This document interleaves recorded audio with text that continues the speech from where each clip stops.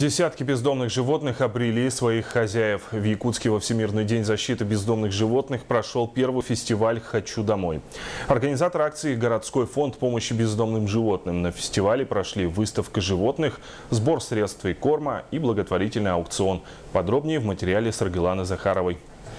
Каждую третью субботу августа во многих странах мира отмечают День помощи бездомным животным. В этот день проводятся различные благотворительные мероприятия и выставки питомцев. Якутск тоже не остался в стороне, и впервые в столице прошел благотворительный фестиваль «Хочу домой».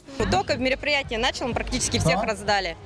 Заполнялись акты передачи животных, люди писали свои данные. Если что, они вернут обратно, если что-то не получится.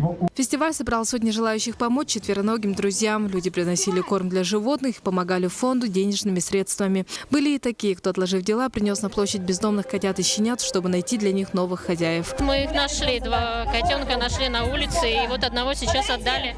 Да, спрашивают, приучены ли котята к туалету, все ли они кушают, где мы их нашли, или наши это питомцы, такие вопросы.